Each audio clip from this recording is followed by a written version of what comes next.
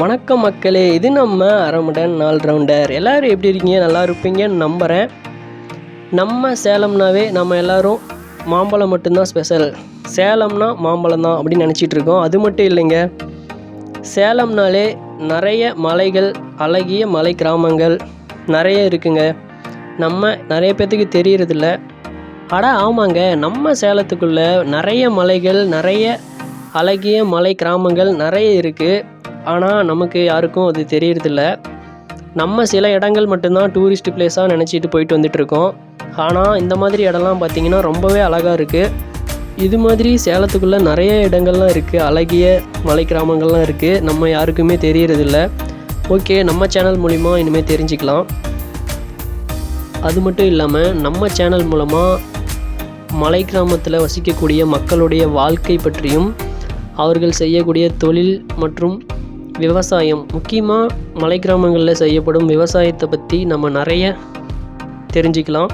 புது புது விஷயங்களை, சுவாரஸ்யமான விஷயங்களை தெரிஞ்சுக்கலாம். வாங்க வீடியோக்குள்ளே போகலாம். தந்தன தந்தா சொர்க்கமே என்றாலும் அது நம்மூரை போல வருமா?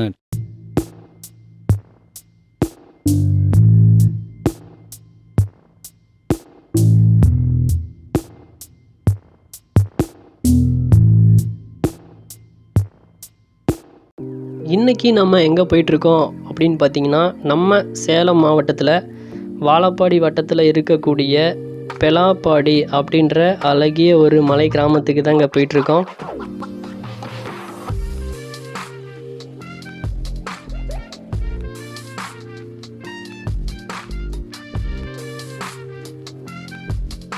இதை மலை கிராமம் அப்படின்னு சொல்கிறத விட ஒரு குட்டி ஏற்காடு அப்படின்னு கூட சொல்லலாங்க. நம்ம சேலத்தில் ஏற்காடு தெரியாதவங்க யாருமே இருக்க மாட்டாங்க. ஆனால் இந்த பிளேஸை தெரியாதவங்க நிறைய பேர் இருப்பீங்க. ஏன் அப்படி சொல்கிறேன் அப்படின்னு பார்த்தீங்கன்னா, நிறைய வியூ பாயிண்ட்லாம் இருக்குது. இதுதான் பார்த்திங்கன்னா இந்த மலை மேலே ஏறக்கூடிய என்ட்ரன்ஸ் பாயிண்ட். இதுதான்.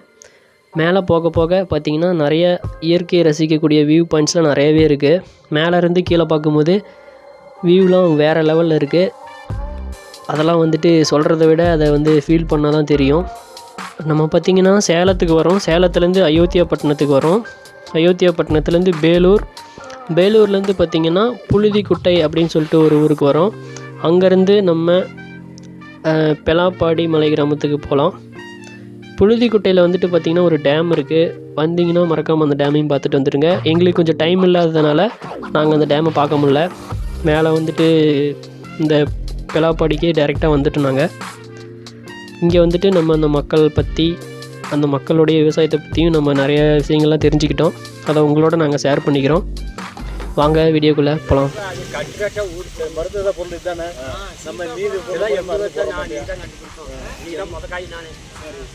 ஊர் பொதுவில் விட்டு தான் அந்த ஆயா கோயிலாலும் கட்டினுது. சரிங்க சரிங்க. வாங்குது 5000 வீடெல்லாம் மருந்து போடுறது, மருந்து போட்டு பழுக்கிறது, கல் வச்சு பழுக்கிறது. இங்கெல்லாம் வாழைப்பழமாக இருக்கட்டும், எதாக இருக்கட்டும், எதுவுமே மருந்து வைக்க மாட்டாங்க. இங்கெல்லாம் இண்டது மருந்தெல்லாம் சேர்த்தல. அது இன்னைக்கு காயங்க நாளைக்கு பழுத்து போயிடும். மரத்துக்கு மேலே பழுத்து போயிடும். மாம்பழமெல்லாம் எங்கள் மருமாவானிக்கு எங்கேயா வாங்கிட்டு வந்துச்சு கடையில். என்னமோ அது எதுக்கு மருந்து? எப்படா தெரியாத ஒரு இடத்துக்கு போயிட்டு மக்கள்கிட்டலாம் பேசுகிறது அப்படி சொல்லிட்டு நாங்கள் ரொம்பவே யோசிச்சுட்டு போயிட்டு இருந்தோம். ஆனால் பார்த்திங்கன்னா இந்த கிராம மக்கள்லாம் ரொம்பவே எங்ககிட்ட சகஜமாக தங்களோட வீட்டு பிள்ளையாக நினச்சி எங்ககிட்ட எல்லாமே சொன்னாங்க. அவங்களோட வாழ்க்கை முறை, வாழ்க்கை எப்படியெல்லாம் வாழ்ந்துட்டுருக்காங்க, எப்படிலாம் விவசாயம் பண்ணிகிட்ருக்காங்க அப்படின்னு பல கருத்துக்கள்லாம் எங்கிட்ட ஷேர் பண்ணிக்கிட்டாங்க. அப்படியே அவங்களோட பேசிக்கிட்டு கிட்டத்தட்ட ஒரு 6-7 கிலோமீட்டருக்கு மேலே அவங்களோட விவசாய நிலங்கள்லாம் சுற்றி பார்த்தோம்.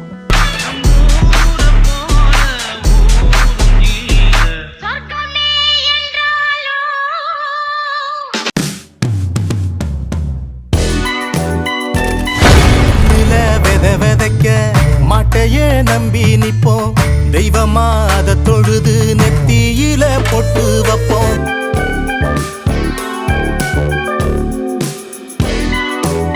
ஐயா வணக்கம். உங்கள் பேருங்க ஐயா? வணக்கம் சார், வரதராஜ், பெலாப்பாடி. ஐயா இந்த காலத்தில் வந்துட்டு இயற்கை இதில் வந்துட்டு விவசாயம் பண்ணுறதுக்கு எத்தனையோ இயந்திரங்கள் டெக்னாலஜிலாம் வந்துருச்சு. ஆனால் இருந்தாலும் ஐயா வந்து பாரம்பரியமான இயற்கை முறையில் வந்துட்டு உழவோட்டில் வந்துட்டு செஞ்சு விவசாயம் பண்ணிட்டு இருக்கிறாரு. அதை பார்க்கும்போது நம்மளுக்கு வந்துட்டு ரொம்ப மகிழ்ச்சியாக இருந்துச்சு. அதனால தான் நம்ம ஐயா கிட்ட வந்துட்டு ஒரு சில வார்த்தையெல்லாம் கேட்கலான்னு சொல்லி வந்திருக்கிறோம். ஐயா, நீங்கள் இங்கே இருக்கிற போது எந்த மாதிரி விவசாயம்லாம் இங்கே வந்து பண்ணிட்டு இருக்கிறீங்க ஐயா? விவசாயம் வந்துங்க சார், நாங்கள் பாரம்பரியமாக வந்து மாடு வச்சு தான் பண்ணிகிட்டு இருந்தோம். பரம்பரையாக நாங்கள் வந்து மின்காலத்துலேருந்தே பாட்டங்காலத்துலேருந்து பரம்பரையாக மாடு வச்சு தான் பண்ணிக்கிட்டு இருந்தோம். இன்றைக்கி சொல்கிற மாதிரி வண்டி வந்து இயந்திரங்கள் வந்து நிறையா வந்து டிராக்டர் அது இதுன்னு சொல்லிட்டு பண்ணிக்கிட்டு இருக்காங்க. அதனால் நாங்கள் வந்து அந்த பரம்பரையாக என்ன பண்ணுறோமோ அது இனிமேல் மாடு வச்சு நாங்கள் ஃபாலோ பண்ணிக்கிட்டு காட்டில் சிறு குறு விவசாயம் அழிஞ்சு போவோம். ஆமாம், நம்மளை விட்டு போகக்கூடாது. நம்ம பாரம்பரியத்தை காப்பாற்றணும். ஏன்னா நம்ம பிள்ளைங்க தலைமுறை கொண்டு போகணும். ஏன்னா இது பரம்பரை நம்மளோட விடுகிடாதல்ல. இப்போ அப்பா வந்து பண்ணிட்டு இருந்தாரு, நான் வந்து கொஞ்சம் நம்ம பண்ணிட்டு நம்ம பிள்ளைங்களுக்கும் கொஞ்சம் இதை நம்ம எடுத்து கற்று அவங்க வந்து நாலேஜ் கொண்டு வரோம் அப்படின்னு சொல்லிட்டு நாங்கள் ஒரு 5 உருப்படி மாடு இதை வச்சுக்கிட்டு எருவு போட்டுக்கிட்டு இந்த மாதிரி கேவுரு கம்பு தென்னை அந்த மாதிரி வச்சுக்கிட்டு காக்கட்டம்பு வச்சுக்கலாம். காக்கட்டம்புவுக்கு வந்து அந்த மாட்டினோட எருவு கொட்டினோம்னா நல்ல விளைச்சல் பூ நல்லா வரும். அதனால நாங்கள் வந்து மாடு எது வச்சுக்கிட்டு இந்த மாதிரி ஃபாலோ பண்ணிகிட்ருக்கோம். ஏன்னா எங்களுக்கு வந்து மாடு தான். முன்காலத்தில் வந்து மாடுங்கும் போது 100 உருப்படி 50 உருப்படி இந்த மாதிரிலாம் வச்சுக்கிட்டு இருந்தோம். வச்சுட்டு இருக்கும்போது பார்க்கணும்னா நல்ல வெள்ளம் விவசாயம் வந்து நல்லா பண்ணிக்கிட்டு இருந்தோம். நல்லா கேவுரு மச்சக்கொட்டை பீன்ஸ் அது நல்லா பண்ணிக்கிட்டு இருந்தோம். இன்றைக்கி நாலேஜில் வந்து என்ன பண்ணிட்டாங்கன்னா ஃபாரஸ்ட் வந்து மாடு ஆடு உள்ள போகக்கூடாது அப்படிங்கிற மாதிரி கொண்டு வந்தாங்க. நம்ம அவங்ககிட்ட போராட முடியாதுல்ல. அப்படி அவங்க சொல்கிறத நம்ம கேட்குற மாதிரி இப்போ காட்டுக்குள்ளே பிடிச்சி வெளியே போடா அப்படின்னா நம்ம போய் தான் ஆகணும். அவரை மீறி நம்ம எதுவும் பண்ணக்கூடாதுல்ல. அந்த முறையில் வந்து எல்லாமே மாடு ஆடு எல்லாம் விற்று விட்டாங்க, அழிச்சிட்டு இப்போ கீழே வேலைக்கு போய்கிட்டு இருக்காங்க. நம்ம விவசாயத்தை விட்டுட்டு கீழே போயிட்டுருக்காங்க. ஏன்னா நம்ம வந்து இதுவரையிலும் அந்த மாதிரி நம்ம போனது கிடையாது. ஆனால் இப்போ வந்து இந்த தள்ள போட்டதுனால இப்போ எல்லாம் ஆடு மாடுலாம் விற்றுவிட்டு எல்லாம் கீழே வேலைக்கு 10 ரூபா கூலிக்கு போயிட்டுருக்காங்க. நம்ம வந்து அந்த மாதிரி இல்லைங்க. நம்ம வந்து காட்டில் காலையில் பூ எடுப்போம், மதியமானால் மாடு வச்சுருக்கோம், மாட்டை பார்த்துக்கிட்டு அதுக்கு உண்டான தீனி வந்து உரம் மாதிரி பூஞ்சி அடிக்கிறதுக்கு வச்சுக்கிட்டு ஏதோ ஃபாலோ பண்ணிக்கிட்டு இந்த மாதிரி பண்ணிக்கிட்டு நம்ம பாரம்பரியத்தை விடக்கூடாதுன்னு சொல்லி பண்ணிக்கிட்டு இதனால் உங்களுக்கு வந்து என்னென்ன பாதிப்புலாம் வருது சார்? பாதிப்புங்கும்போது நாங்கள் வந்து இங்கே வந்து இப்போ காலையில் காட்டுக்கு போவோம், திருப்பவும் சாயந்தரம் 4 மணியான அவங்க வீட்டுக்கு போய்டுவோம். வீட்டுக்கு போகும்போது வந்து நாங்கள் பனிவரவு கேவுரு இந்த மாதிரி வந்து குச்சி எல்லாமே ஊனியிருக்கோம். ஆனால் இங்கே வந்து என்ன பண்ணுவோம், மயில் தொல்லை தாங்க முடியல. மயிலுனால வந்து எங்கள் விவசாயமே அழிஞ்சு போச்சு. எங்கள் வாழ்வத்தருமே போகுது. மயில் இருவானா பண்ணி எருமை ஆகப்பட்ட தொல்லை பண்ணுது. ஆமாம், கூலியால் 10 பேர் 20 பேர் விட்டு கூட செய்கிறோம். 2வது நாள் போய் பார்த்தோம்னா எல்லாம் நோண்டி பிடிங்கி போட்டு போயிடுது, பண்ணி போயிடுது. இதுக்கு ஃபாரஸ்ட்டும் வந்து ஒழுக்கமான ஒரு கரெக்டான ஒரு செயல்பாடு விட மாட்டேங்கிறாங்க. வனவிலங்கு இந்த மாதிரி பண்ணணும், ஒன்றே கம்பி அள்ளி போடணும், உண்டான பாதுகாப்பு பண்ணணும். இதனாலே எங்கள் வாழ்வத்தரம் வந்து நம்ம மோசமான நிலைமையில் போகுது. இதை விட்டுட்டு இப்போ என்ன பண்ணுறோம், எங்கள் இடங்க இந்த மாதிரி நான் போடுறதுலாம் மயில் திங்குது, இல்லை பண்ணி குளோஸ் போடுது, எருமை வந்து உள்ள புகுது அழிக்குது. நம்ம விவசாயம் பண்ணி தான் எதுக்கு திங்கிறதுக்கு நம்ம வரமாட்டேங்குது அப்படின்ட்டு என்ன பண்ணுறாங்க, டெய்லியும் போனால் முன்னூறு ஒரு 500 600 700 சம்பாதிக்கிறாங்க. கீழே வயிற்று வளர்ப்பு கீழே போகிறாங்க, 4 நாளைக்கு செய்கிறாங்க, ஒரு 2000 போட்டுக்கிட்டு சொதிச்சு அரிசி எடுத்து வந்து சாப்பிட்டுட்டு வீட்டோட பண்ணிட்டு இருக்காங்க. இந்த விவசாயங்கிறது இதோட போயிட மாட்டிருக்கு, அழிஞ்சு போயிட மாட்டிருக்கு, பயமாக இருக்குது. ஆனால் எங்களுக்கு வந்து என்ன பண்ணுறோன்னா கிடத்துறோம். இப்போ நாங்கள் வந்து என்ன பண்ணுறோம்னா இந்த விவசாயத்தை நம்ம விடக்கூடாது, பாரம்பரியமாக கற்றுக்கிட்டு இருக்கிறோம். இதை வந்து நம்ம முயற்சியோடு நம்ம இதை எடுத்து இது நம்மளும் கொண்டு போகணும். இன்னும் 4 பேர் நம்மளை கண்டு இது செய்யணும் அப்படிங்கிற வழிமுறையோடு நாங்கள் இருக்கிறோம். இப்போ அது இல்லாமல் சார், இப்போ இன்னொரு விஷயம் என்னென்னா, இப்போ வனவிலங்கு வந்து காட்டுக்குள்ளே வந்து எல்லாமே அழிக்குது பிடிக்குது. இதுக்கு உண்டான ஸ்டெப்பு எதுவுமே கொடுக்க மாட்டேங்கிறாங்க நஷ்டம். ஆனால் எங்கள் மாடாடு வந்து காட்டுக்குள்ளே கரெக்டுக்குள்ளே ஏதாச்சும் போச்சுன்னா நீங்கள் விடக்கூடாது, எந்த ஒரு இதுவும் பண்ணக்கூடாது, ஒரு விரவு குச்சிக்கு போனால் கூட போகக்கூடாது அப்படின்னு ஒரு கண்டினியூவாக போடுறாங்க. அதனால் மக்கள் பார்த்துட்டு இன்றைக்கி பாருங்கள், நாங்கள்லாம் வந்து இயற்கையில் வாழ்கிறீங்க, சிலிண்டர் வச்சு பொழப்பு ஓட்டிக்கிட்டு இருக்கிறேன். இந்த மலையில் இவ்வளோ விரவு இருக்குது, நல்லது கெட்டது இருக்குது, இது எங்களால் பொழப்பு பண்ண முடியல, எடுக்கக்கூடாதுன்றதுனால விரவு குச்சி எடுக்க போனால் அங்கே போனால் எடுக்கக்கூடாது, விரவு வெட்டக்கூடாது, கொடி வெட்டக்கூடாது, கொண்டு வெட்டக்கூடாது, அந்த மாதிரி போயிடுச்சு. கண்டிப்பாக இப்போ நாங்களாம் இப்போ வந்து நோயாளி ஆன மாதிரி நாங்களும் ஆகிட்டோம். எப்படின்னா இயற்கைன்னா ஒன்று விரவு குச்சி போட்டு போனால் அது எப்பயும் நார்மலாகவே இருக்கலாம். இப்போ சிலிண்டரை வச்சு பண்ணுறதுனால கீழே உள்ளவங்க மாதிரி நாங்களும் நோயாளி ஆகிட்டோம். இது மாதிரி பொழப்பு பண்ணிக்கிட்டு இருக்கோம். இது வந்து ஃபாரஸ்ட்டு இந்த மாதிரி பண்ணுறாங்க. கவர்மெண்ட்டும் என்ன பண்ணுறதுன்னா எந்த அடிப்படை வசதி இந்த ரோடு தான் எங்களுக்கு மெயின். இவ்வளோ மக்கள் கிட்டத்தட்ட 200-300 குடும்பம் இருக்குன்னு எந்த ஒரு இதுவுமே கிடையாதுங்க. இப்போ பாருங்கள் ஃபாரஸ்ட்டில் பாருங்கள் ஒரு குழு போட்டு ஒரு குழு மூலிமா ஒரு 10 பேர் 20 பேர் சேர்ந்து அவங்க மூலிமா ஒரு 20,000 இந்த மாதிரி கொடுக்கலாம் அப்படின்ற உதவியெல்லாம் பண்ணிக்கிட்டு இருந்தாங்க ஏற்கனவே. இப்போலாம் அது கூட கிடையாதுங்க. எல்லாம் அவங்கவுங்க பொழப்பு வந்தே போனேன் என் காட்டுக்குள்ளே போகக்கூடாது பண்ணக்கூடாது விரட்டுற வேலை தான். அந்த உதவி கூட செய்ய மாட்டேங்கிறாங்க. அப்புறம் வனவிலங்கு வந்து இந்த மாதிரி காட்டு ஒரு அழிவு பண்ணுது, இதுவும் என்னென்னு கண்டுக்க மாட்டேங்கிறாங்க, ஸ்டெப் எடுக்க மாட்டேங்கிறாங்க. இது இப்போ நிலைமைக்கு வந்து இப்போ சூழ்நிலை தகுந்த மாதிரி என்ன பண்ணுறோம்னா நாங்கள் காக்கட்டம்பு ஒன்று உருவாக்கிட்டோம். இவ்வளோ நாள் ரொம்ப நாள் இல்லாமே இருந்தோம். இப்போ வந்து அந்த பூவுன்னு ஒரு வருமானம் என்ன பண்ணுறோம்னா அது காலை வேலை எங்களுக்கு வந்து 2 மணிக்கு பூ அதிகமாக வந்துச்சுன்னா 2 மணிக்கு 3 மணிக்கு காட்டில் இறங்கிட்டோம். விடிகல்ல 8 மணிக்கெலாம் அந்த பூ எடுத்து கொடுக்கணும். ஏன்னா 8 மணிக்கு எடுத்து கொடுத்தா மட்டும்தான். ஆனால் பைக்கில் தான் போகணும். 8 மணிக்கு மேலே ஆயிடுச்சுன்னா அந்த பூ வேஸ்ட்டு, கொடுக்கவும் முடியாது. மார்க்கெட்டுக்கு போக மினிமம் வந்து ஒரு செடிக்கு நல்ல பூ சீசனுக்கு ஒரு செடிக்கு ஒரு 1/2 கிலோ போடுவாங்க. 1/2 கிலோ 1/4 கிலோ போடுவாங்க. அது கண்டினியூ 2 பேர் இருந்தாலும் ஒரு ஆள் வந்து பொறுக்கிட்டாங்க. 8 மணிக்குள்ள பொறுக்கிட்டாங்க.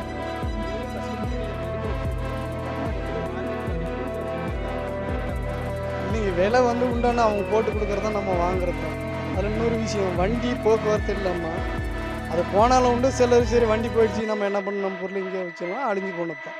இந்த மாதிரி தான் இருக்குது. டைமுக்குள்ளே எடுத்துகிட்டு போனால் அதுக்கான அறுவடைக்கான அமௌண்ட்டு நமக்கு வரும். ஆமாங்க, இல்லைன்னா அது வந்துட்டு அவ்வளோதான். கண்டிப்பாக அது அழிஞ்சு போனது தான், லாஸ்ட் தான். அன்னைக்கான வந்துட்டு வயிற்று பொழப்பு கொண்டுமே இல்லை. விவசாயம் பண்ணி வேஸ்ட்டு தான் அப்படிங்கிற மாதிரி.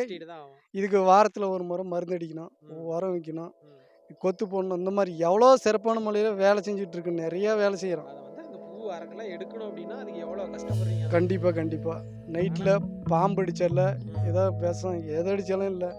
இப்போ வீட்டுக்கு பொம்பளைங்களோட அஞ்சுக்கிட்டு தான் நீங்கள் வந்து அறுவடை பண்ணி கண்டிப்பாக போல கஷ்டம் செய்கிறீங்க. கண்டிப்பாக அதுக்கான ஒரு நடவடிக்கை வந்துட்டு இந்த மெயினாக ரோடு இருக்கணும். ஆமாங்க. இன்னைக்கு நாலேஜில் வந்து இன்னைக்கு வந்து மக்கள் வந்து நல்லா இருக்கணும் அப்படின்னு சொன்னால் அடிப்படை வசதி வந்து ரோடு, கரண்ட்டு, பஸ்ஸு போக்குவரத்து இருக்கணும். எங்களுக்கு இது வரலையும் பஸ் போக்குவரத்து, ரோடு இருக்குங்க, கரண்ட் இருக்குது, இப்போது எல்லாம் வந்துடுச்சு, ஒன்றும் பிரச்சனை கிடையாது. ஆனால் எங்களுக்கு மெயின் வந்து பஸ்ஸு வேணும், பஸ் வசதி வேணும். இப்போ காலையில் ஒரு 8 மணிக்கு ஒரு டைமு, சாயந்தரம் ஒரு 5 மணி 4 மணிக்கு ஒரு டைமு, 2 டைம் விட்டால் போதும்.